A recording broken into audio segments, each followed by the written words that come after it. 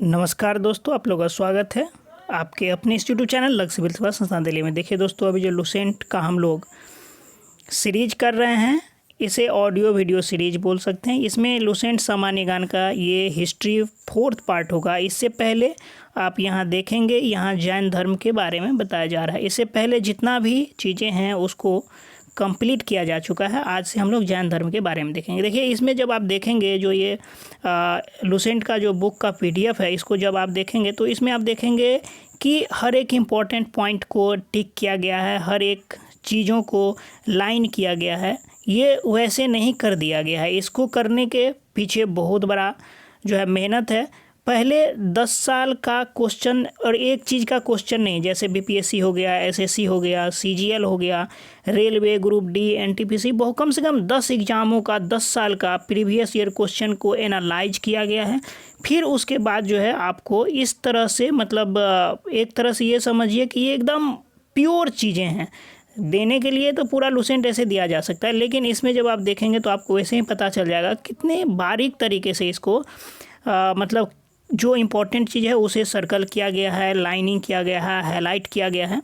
तो इसमें बहुत ज़्यादा मेहनत लगता है और आप लोगों को उसके बाद ये जो है प्रोवाइड करवाया जाता है। तो आप लोगों से एक छोटी सी रिक्वेस्ट है कि आप लोग अगर चैनल पर नए हैं तो निश्चित रूप से आप लोग सब्सक्राइब अवश्य कर लें। और अगर आप टेलीग्राम चलाते हैं या व्हाट्सअप चलाते हैं, डिस्क्रिप्शन बॉक्स में उसका लिंक दिया हुआ है, आप वहां से जा कर के ग्रुप से जुड़ जाएं। जो भी न्यू इम्पोर्टेंट नोटिफिकेशन आएगा आप लोग को दे दिया जाएगा। चलिए, आज जैन धर्म के बारे में देखेंगे। तो हम लोग स्टार्ट करेंगे जैन धर्म से। जैन धर्म के संस्थापक एवं प्रथम तीर्थकर ऋषभ देव थे। कौन थे? जैन धर्म के संस्थापक जो थे एवं प्रथम तीर्थकर ऋषभ देव थे। जैन धर्म में 23वें तीर्थकर पार्श्वनाथ थे, जो काशी के इक्ष्वाकु वंशीय राजा अश्वसेन के पुत्र थे। उन्होंने 30 वर्ष की अवस्था में संन्यास जीवन को स्वीकारा। इसके द्वारा ही दी गई शिक्षा थी जो निम्नलिखित है: 1. हिंसा न करना, 2. सदा सत्य बोलना, 3. चोरी न करना तथा 4. संपत्ति न रखना। इस चीज़ को एक बार फिर से देख लेते हैं। जैन धर्म के संस्थापक एवं प्रथम तीर्थकर ऋषभ देव थे। जैन धर्म के 23वें तीर्थकर पार्श्वनाथ थे, जो काशी के इक्ष्वाकु वंशीय राजा अश्वसेन के पुत्र थे। उन्होंने 30 वर्ष की अवस्था में संन्यास जीवन को स्वीकारा। इनके द्वारा दी गई शिक्षा थी: 1. हिंसा न करना, 2. सदा सत्य बोलना, 3. चोरी न करना और 4. संपत्ति न रखना। देखिए, ये वीडियो वैसे जैन धर्म, बौद्ध धर्म, जो भी धर्म है उसके बारे में आपको बता दिया जाएगा।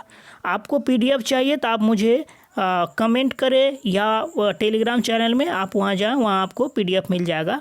या व्हाट्सअप नंबर मैं दे रहा हूँ आपको, इस पर आप कमेंट मतलब मैसेज करें, आपको किस चीज़ का PDF चाहिए वो मिल जाएगा। व्हाट्सअप नंबर है 8271859877। सिर्फ व्हाट्सअप ही करें। आपके पास अगर किसी भी तरह की जानकारी हो वो भी आप व्हाट्सअप पर ही दें। कॉल ना करें, क्योंकि कॉल मतलब बहुत व्यस्त होती है शेड्यूल, तो बात करने का टाइम नहीं मिलता है। लेकिन बहुत ज़रूरी हो तो आप बात भी कर सकते हैं। इस सीरीज के जस्ट बाद मैं जो भी धर्म है, जैन धर्म, बौद्ध धर्म, जितने भी धर्म है वो सारा का एक तुलना करवाऊंगा, जिससे आप लोगों को एकदम याद रहेगा कि जैन धर्म का जो है प्रथम तीर्थकर कौन थे। जैसे उसी तरह से बौद्ध धर्म में जो जैसे गौतम बुद्ध हैं या ऋषभ देव हैं, उनके माता पिता कौन हुए, उनके बच्चे कौन थे, पत्नी कौन थी, कहाँ उनको ज्ञान मिला। एक दूसरे से जब कंपेरिजन करके पढ़ेंगे हम लोग तो वो बहुत ही सटीक तरीके से और अच्छे तरीके से आपके ब्रेन में बैठ जाएगा और उसे आप कभी नहीं भूलेंगे, जो परीक्षा की दृष्टि से आपके लिए बहुत ही इंपॉर्टेंट। आप देखे होंगे कि धर्मों से संबंधित कोई भी एग्ज़ाम आप दे दीजिए, कोई भी किसी भी तरह का एग्ज़ाम, कितना भी हायर लेवल हो या कितना भी लोअर लेवल हो, आपको धर्मों से 1 से 2 3 क्वेश्चन आपको निश्चित रूप से देखने को मिल ही जाएगा। चलिए अब आगे देख लेते हैं। महावीर स्वामी जैन धर्म के 24वें एवं अंतिम तीर्थकर हुए। महावीर का जन्म 540 ईसा पूर्व में कुंडग्राम ब्रैकेट में वैशाली में हुआ था। इनके पिता सिद्धार्थ ज्ञात्रिक कुल के सरदार थे और माता त्रिशला लिच्छवी राजा चेटक की बहन थी। महावीर की पत्नी का नाम यशोदा एवं पुत्री का नाम अनुजा प्रियदर्शनी था। महावीर के बचपन का नाम वर्धमान था। उन्होंने 30 वर्ष की उम्र में माता पिता की मृत्यु के पश्चात अपने बड़े भाई नंदीवर्धन से अनुमति लेकर संन्यास जीवन को स्वीकारा था। 12 वर्षों की कठिन तपस्या के बाद महावीर को जिरिम्भिक के समीप रिजु पालिका नदी के तट पर साल वृक्ष के नीचे तपस्या करते हुए संपूर्ण ज्ञान का बोध हुआ।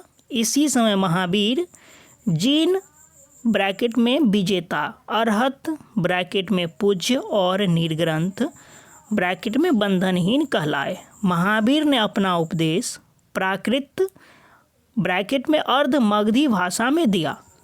महावीर के अनुयायियों को मूलतः निर्ग्रंथ कहा जाता था।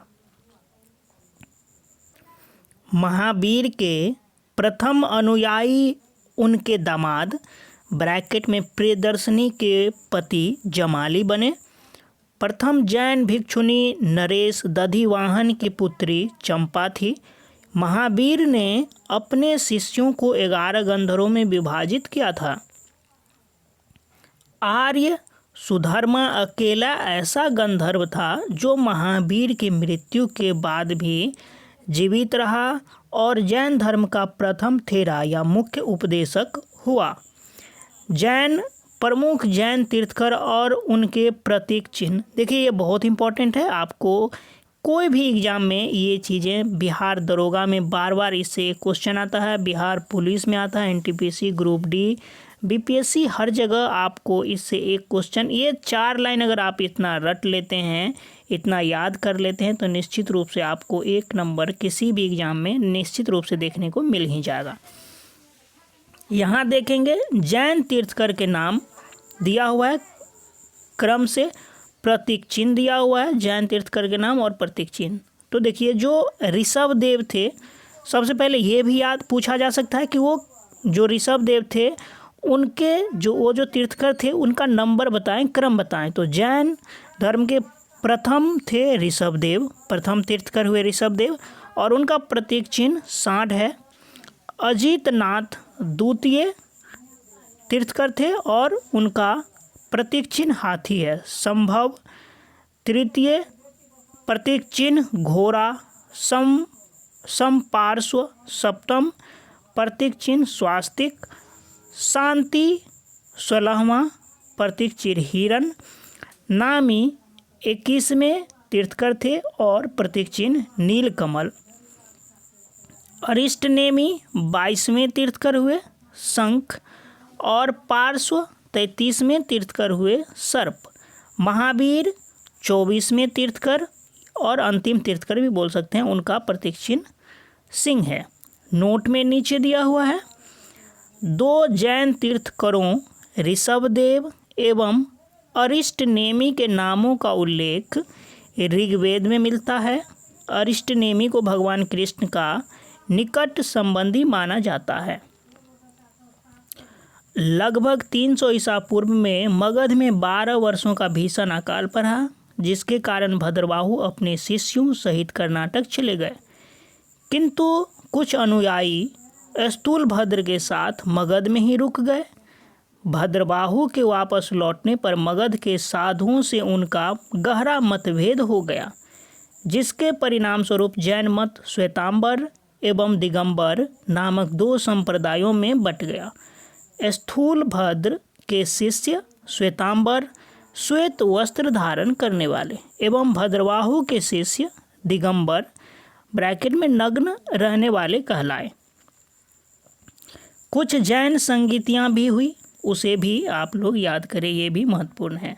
जैन संगीति और वर्ष दिया हुआ है, स्थल और अध्यक्ष। जो जैन संगीति प्रथम और द्वितीय है, यहाँ वर्ष दिया हुआ है कि किस वर्ष हुआ, और स्थल कहाँ हुआ वो दिया हुआ है, और उस समय अध्यक्ष कौन थे। प्रथम जैन संगति 300 ईसा पूर्व में हुआ, स्थल पाटलिपुत्र में, और अध्यक्ष उस टाइम स्थूलभद्र थे। द्वितीय 6ठी शताब्दी में हुआ, स्थल वल्लभी गुजरात में, और अध्यक्ष क्षमा श्रवण थे। जैन धर्म के त्रिरत्न हैं, ये भी इम्पोर्टेंट है। जैन धर्म के त्रिरत्न हैं, 1 सम्यक दर्शन, 2 सम्यक ज्ञान, और 3 सम्यक आचरण। त्रिरत्न के अनुशीलन में निम्न 5 महाव्रतों का पालन अनिवार्य है: अहिंसा, सत्यवचन, अस्तेय, अपरिग्रह एवं ब्रह्मचर्य। जैन धर्म में ईश्वर की मान्यता नहीं है। जैन धर्म में आत्मा की मान्यता है। महावीर पुनर्जन्म एवं कर्मवाद में विश्वास करते थे। जैन धर्म के सप्तभंगी ज्ञान के अन्य नाम स्यादवाद और अनेकांतवाद है।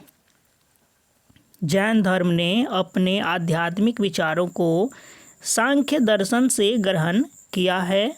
जैन धर्म मानने वाले कुछ राजा थे: उदयन, वंद राजा, चंद्रगुप्त मौर्य, कलिंग नरेश खारवेल, राष्ट्रकूट राजा, अमोघ वर्ष, चंदेल शासक, मैसूर के गंगवंश के मंत्री, चामुंड के प्रोत्साहन से कर्नाटक के श्रवणबेलगोला में 10वीं शताब्दी के मध्य भाग में विशाल बाहुबली की मूर्ति ब्रैकेट में गोमतेश्वर की मूर्ति का निर्माण किया गया। खजुराहो में जैन मंदिरों का निर्माण चंदेल शासकों द्वारा किया गया। मौर्योत्तर युग में मथुरा जैन धर्म का प्रसिद्ध केंद्र था। मथुरा कला का संबंध जैन धर्म से है। जैन तीर्थंकरों की जीवनी भद्रबाहु द्वारा रचित कल्पसूत्र में है। 72 वर्ष की आयु में महावीर की मृत्यु निर्वाण 468 ईसा पूर्व में बिहार राज्य के पावापुरी राजगीर में हो गई। मल्ल राजा सृष्टिपाल के राजप्रसाद में महावीर स्वामी को निर्माण प्राप्त हुआ था। इसी वीडियो ऑडियो लेक्चर में बौद्ध धर्म को भी देखेंगे। जैन धर्म में जो महत्वपूर्ण चीज़ें थीं वो आप लोगों को बता दिया जा चुका है। अब जो है बौद्ध धर्म को देखेंगे। इसके जस्ट बाद एक और वीडियो आएगा जिसमें जैन धर्म और बौद्ध धर्म में तुलना कराया जाएगा, क्योंकि इसमें बहुत सी ऐसी चीज़ें हैं जिसमें आपको समानताएं देखने को मिलेगी। अगर हम लोग उस तरह अगर एक जगह दोनों में तुलना करके पढ़ें तो फिर ये बहुत ही अच्छी बातें होगी और आपको आगे जाकर दिक्कत नहीं होगा। तो चलिए शुरू करते हैं। बौद्ध धर्म। बौद्ध धर्म के संस्थापक गौतम बुद्ध थे। इन्हें एशिया का ज्योतिपुंज, लाइट ऑफ एशिया कहा जाता है। बुद्ध के जीवन से संबंधित बौद्ध धर्म के कुछ प्रतीक चिन्ह हैं, उसको एक बार देख लेंगे। देखिए यहाँ जो दिया हुआ है घटना है, उसका प्रतीक चिन्ह है।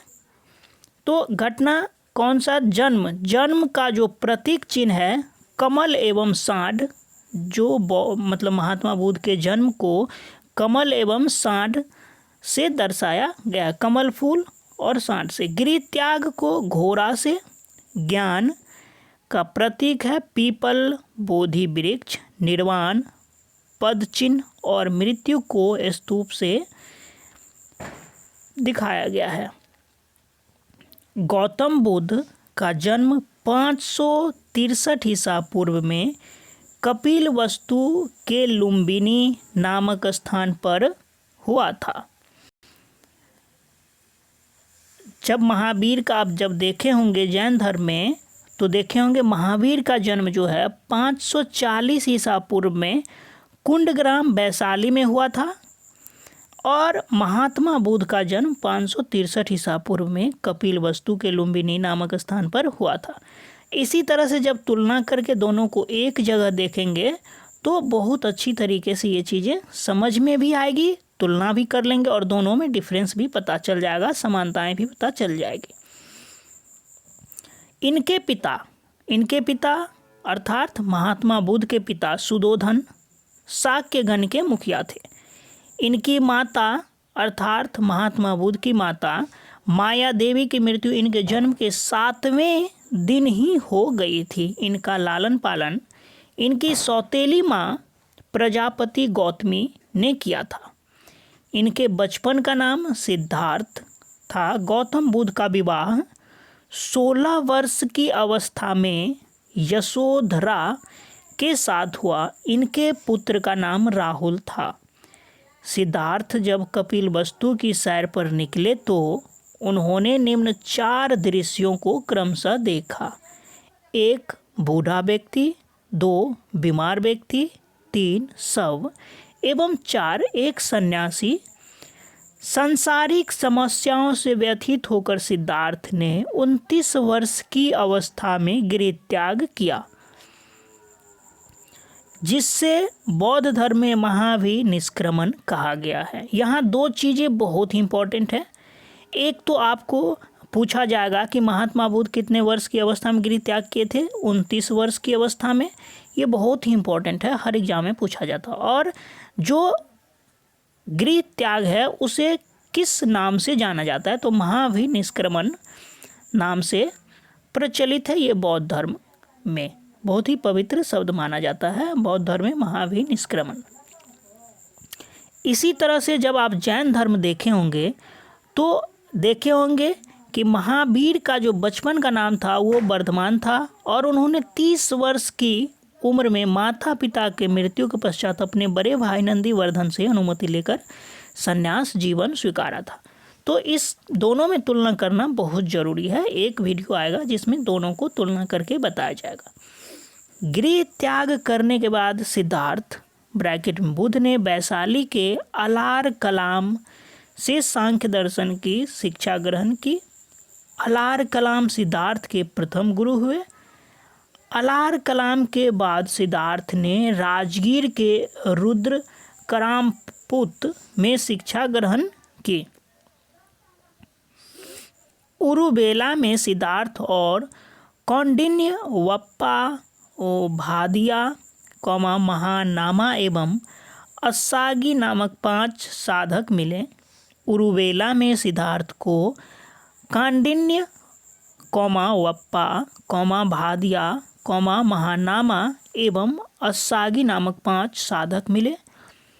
बिना अन्न जल ग्रहण किए 6 वर्ष की कठिन तपस्या के बाद 35 वर्ष की आयु में बैसाख की पूर्णिमा की रात निरंजना ब्रैकेट में फल्गु नदी के किनारे पीपल वृक्ष के नीचे सिद्धार्थ को ज्ञान प्राप्त हुआ। बिना अन्न जल ग्रहण किए 6 वर्ष की कठिन तपस्या के बाद 35 वर्ष की आयु में बैसाख की पूर्णिमा की रात निरंजना ब्रैकेट में फल्गु नदी के किनारे पीपल वृक्ष के नीचे सिद्धार्थ को ज्ञान प्राप्त हुआ। ज्ञान प्राप्ति के बाद सिद्धार्थ बुद्ध के नाम से जाने गए। वह स्थान बोधगया कहलाया। बुद्ध ने अपना प्रथम उपदेश सारनाथ ऋषिपत्तनम में दिया, जिसे बौद्ध ग्रंथ में धर्म चक्र प्रवर्तन कहा गया है। एक बार इसे फिर से देख लेंगे। बुद्ध ने अपना प्रथम उपदेश सारनाथ ब्रैकेट में ऋषिपत्तनम में दिया, जिसे बौद्ध ग्रंथों में धर्म चक्र प्रवर्तन कहा गया है। बुद्ध ने अपने उपदेश जन साधारण की भाषा पाली में दिए। बुद्ध ने अपने उपदेश कौशल वैशाली कौशाम्बी एवं अन्य राज्यों में दिए। बुद्ध ने अपने सर्वाधिक उपदेश कौशल देश की राजधानी श्रावस्ती में दिए। इनके प्रमुख अनुयायी शासक थे बिंबिसार, प्रसेनजित तथा उदयन। बुद्ध की मृत्यु 80 वर्ष की अवस्था में 443 ईसा पूर्व में कुशीनारा ब्रैकेट में देवरिया उत्तर प्रदेश में चुंद द्वारा अर्पित भोजन करने के बाद हो गई, जिसे बौद्ध धर्म में महापरिनिर्वाण कहा गया। मल्लों ने अत्यंत सम्मानपूर्वक बुद्ध का अंत्योष्ठि संस्कार किया। एक अनुश्रुति के अनुसार मृत्यु के बाद बुद्ध के शरीर के अवशेषों को 8 भागों में बांटकर उन पर 8 स्तूपों का निर्माण कराया गया। बुद्ध के जन्म एवं मृत्यु की तिथि को चीनी परंपरा के कैंटोन अभिलेख के आधार पर निश्चित किया गया है। ये पूछा जा सकता है बुद्ध के जन्म एवं मृत्यु की तिथि को किस आधार पर, तो वही चीनी परंपरा के कैंटोन अभिलेख के आधार पर निश्चित किया गया। ये आपको पूछा जा सकता है। बौद्ध धर्म के बारे में हमें विशद ज्ञान त्रिपिटक ब्रैकेट में विनय पिटक सुत्त पिटक व अभिधम्म पिटक से प्राप्त होता है। तीनों पिटकों की भाषा पाली है। बौद्ध धर्म मूलतः अनिश्वरवादी है। इसमें आत्मा की परिकल्पना भी नहीं है। बौद्ध धर्म में पुनर्जन्म की मान्यता है। तृष्णा को छिन्न हो जाने की अवस्था को ही बुद्ध ने निर्वाण कहा है। विश्व दुखों से भरा है का सिद्धांत बुद्ध ने उपनिषद से लिया है। बुद्ध के अनुयायी 2 भागों में विभाजित थे। एक भिक्षुक, बौद्ध धर्म के प्रचार के लिए उन्होंने संन्यास ग्रहण किया, उन्हें भिक्षुक कहा गया। दूसरा उपासक, गृहस्थ जीवन व्यतीत करते हुए बौद्ध धर्म अपनाने वालों को उपासक कहा गया। बौद्ध धर्म बौद्ध संघ में सम्मिलित होने के लिए न्यूनतम आयु सीमा 15 वर्ष थी। बौद्ध संघ में प्रविष्टि होने को उपसंपदा कहा जाता था। बौद्ध धर्म के त्रिरत्न हैं बुद्ध, धम्म एवं संघ। आप जब जैन धर्म पढ़ रहे होंगे उस समय भी आपको जैन धर्म के त्रिरत्न के बारे में जानकारी दी गई होगी। उसमें तुलना कर लेते हैं।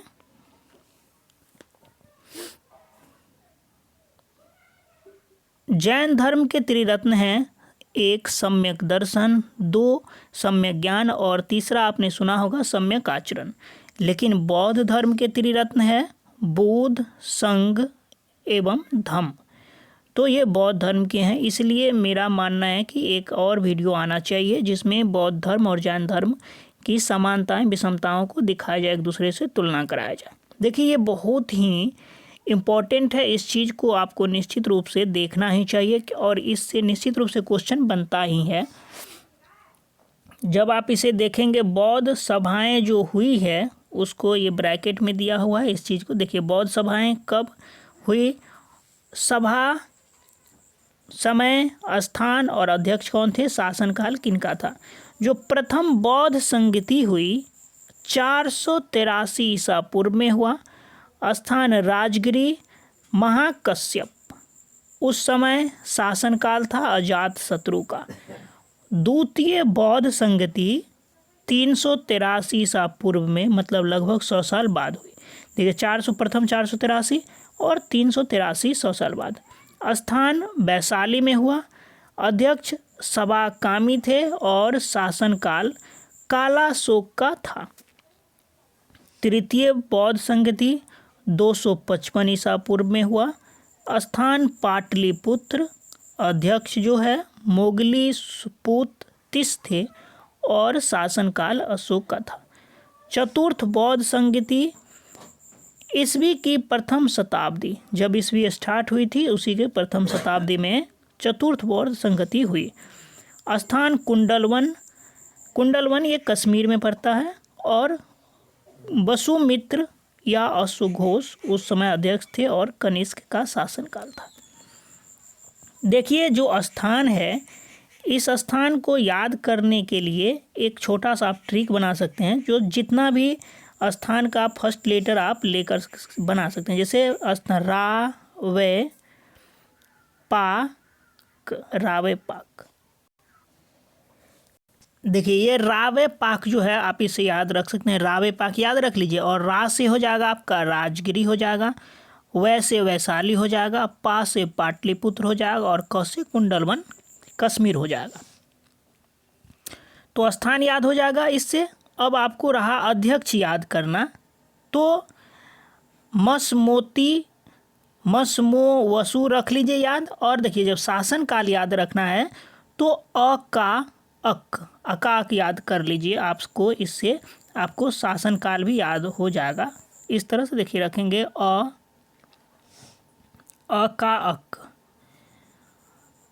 अकाक। इससे देख लीजिए कितना आसान हो जाता है। अकाक। अ से हो जाएगा अजात शत्रु, फिर का से हो जाएगा कालाशोक, फिर अ से अशोक और क से कनिष्क। ये इस तरह से आसान हो जाएगा। चतुर्थ बौद्ध संगीति के बाद बौद्ध धर्म दो भागों हीनयान एवं महायान में विभाजित हो गया। धार्मिक जुलूस का प्रारंभ सबसे पहले बौद्ध धर्म के द्वारा प्रारंभ किया गया। बौद्धों का सबसे पवित्र त्योहार वैशाख पूर्णिमा है, जिसे बुद्ध पूर्णिमा के नाम से जाना जाता है। इसका मतलब महत्व इसलिए है कि बुद्ध पूर्णिमा के ही दिन बुद्ध का जन्म, ज्ञान की प्राप्ति एवं महापरिनिर्वाण की प्राप्ति हुई। ये इंपॉर्टेंट ऐसे भी देखेंगे। बुद्ध ने सांसारिक दुखों के संबंध में 4 आर्य सत्यों का उपदेश दिया है। एक दुख, दूसरा दुख समुदाय, तीसरा दुख निरोध, चौथा दुख निरोधगामिनी प्रतिपदा। इन सांसारिक दुखों से मुक्ति हेतु बुद्ध ने अष्टांगिक मार्ग की बात कही है। ये साधन है: 1 सम्यक दृष्टि, 2 सम्यक संकल्प, 3 सम्यक वाणी, 4 सम्यक कर्मांत, 5 सम्यक आजीव, 6 सम्यक व्यायाम, 7 सम्यक स्मृति और 8 सम्यक समाधि। बुद्ध के अनुसार अष्टांगिक मार्गों के पालन करने के उपरांत मनुष्य की भाव तृष्णा नष्ट हो जाती है और उसे निर्वाण प्राप्त हो जाता है। निर्वाण बौद्ध धर्म का परम लक्ष्य है, जिसका अर्थ है दीपक का बुझ जाना, अर्थात जीवन मरण चक्र से मुक्त हो जाना। बुद्ध ने निर्वाण प्राप्ति को सरल बनाने के लिए निम्न 10 सीलों पर बल दिया है: 1 अहिंसा, 2 सत्य, 3 अस्तेय, चोरी न करना, 4 अपरिग्रह ब्रैकेट में किसी प्रकार की संपत्ति न रखना, 5 मद्य सेवन न करना, 6 असमय भोजन न करना, 7 सुखप्रद बिस्तर पर नहीं सोना, 8 धन संचय न करना, 9 स्त्रियों से दूर रहना और 10 नृत्य ज्ञान आदि से दूर रहना। गृहस्थों के लिए केवल प्रथम 5 सील तथा भिक्षुओं के लिए 10 सील मानना अनिवार्य था। बुद्ध ने मध्यम मार्ग ब्रैकेट में मध्यमा प्रतिपद का उपदेश दिया। अनिश्वरवाद के संबंध में बौद्ध धर्म एवं जैन धर्म में समानता है।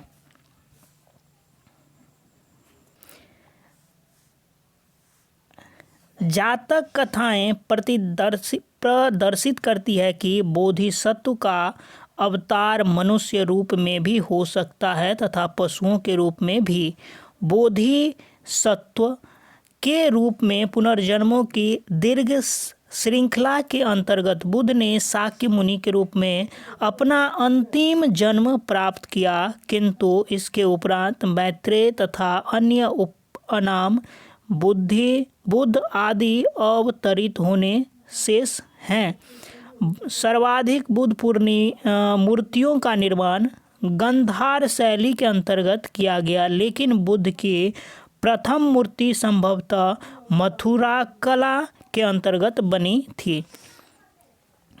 तिब्बत, भूटान एवं पड़ोसी देशों में बौद्ध धर्म का प्रचार पद्म संभव गुरु रिनपाच ने किया। इसका संबंध बौद्ध धर्म के वज्रयान शाखा से था। इनकी 123 फीट ऊंची मूर्ति हिमाचल प्रदेश रेवाल सर झील में है। नोट: भारत में उपासना की जाने वाली प्रथम मूर्ति संभवतः बुद्ध की थी। एक बार फिर से देखेंगे नोट: भारत में उपासना की जाने वाली प्रथम मूर्ति संभवतः बुद्ध की थी। अभी जो चीज़ें हमने देखी, इनकी 123 फीट ऊंची मूर्ति हिमाचल प्रदेश रेवाल सर झील में है। अभी वर्ल्ड का सबसे जो मतलब बड़ा मूर्ति है वो गुजरात में है, statue of unity Sardar Vallabh भाई पटेल का। उसकी ऊंचाई 282 कते छे 182 फीट 182 फीट है, जो दुनिया की सबसे ऊंची मूर्ति है।